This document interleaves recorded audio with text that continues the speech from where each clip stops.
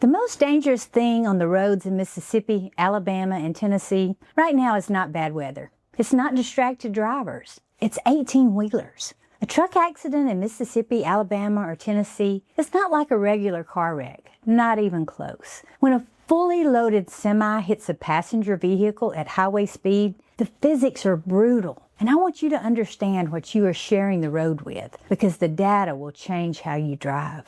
Interstates 40, 65, and 22 are three of the most heavily traveled freight corridors in the entire country. I-40 connects Memphis to Nashville to Knoxville and runs east all the way to the Carolinas. I-65 runs from the Gulf Coast through Birmingham and Huntsville into Tennessee and beyond. I-22 connects Memphis to Birmingham through North Mississippi. These corridors are core freight routes in the South, and heavy truck traffic is a daily reality on all of them. Alabama handles massive freight through the I-65 Birmingham corridor. Tennessee's stretch of I-40 between Memphis and Nashville is one of the busiest truck routes in the entire Southeast.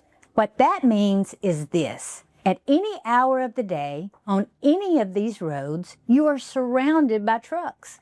Drivers on multi-day hauls, rigs carrying tens of thousands of pounds of freight. And not all of those drivers have slept enough. And not all of those trucks have been properly maintained. When things go wrong, they go wrong at 70 miles per hour. A loaded 18-wheeler can weigh up to 80,000 pounds. The average passenger car weighs around 4,000 pounds. That's a 20-to-1 weight difference. Think about what happens when those two things collide at highway speed. The injuries in truck accident cases are categorically different from regular car wrecks. Spinal cord injuries, traumatic brain injuries, amputations, fatalities. The severity changes everything: the medical cost, the recovery time, and the legal case that follows. But here's what most people do not know.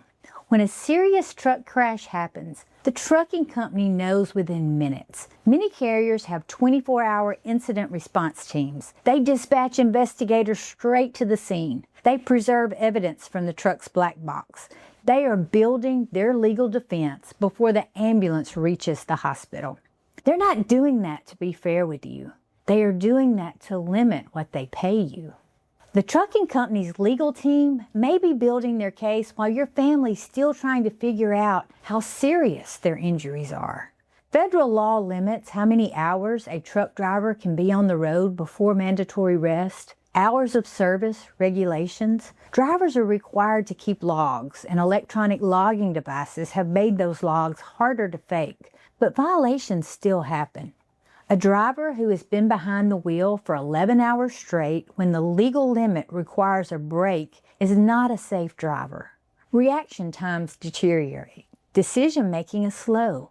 Driver fatigue is a documented contributing factor in serious truck crashes, and it shows up in federal crash investigation data every day. Then there's the maintenance. Trucking companies are legally required to keep their vehicles in safe operating condition. Brakes, tires, lights, steering systems. When a company skips a maintenance cycle to keep a truck on the road and earning, they're making a choice that puts every driver around that truck in danger. Here's why that matters to your legal case. When violations like these exist, it's not just the driver who may be negligent. It may be the company. And company liability changes the entire scale of the case. Here's what you do. Call the police.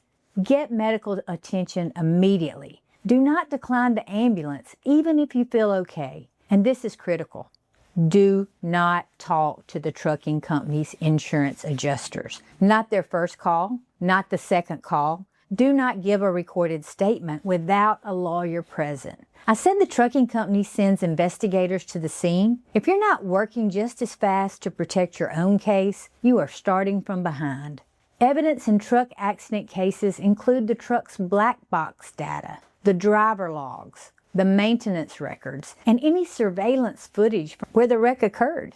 That evidence has to be legally preserved quickly. An attorney can send a litigation hold notice to the company that puts them on notice that evidence cannot be destroyed. That window is short, sometimes hours. Do not wait until you've already given away information you cannot take back. The next video covers 3 ways to force trucking companies and their insurance carriers to actually pay after a crash when they've been dragging their feet. If a truck was involved in your wreck, watch that next one. It may be the most important thing you can do for your case. I'll see you over there.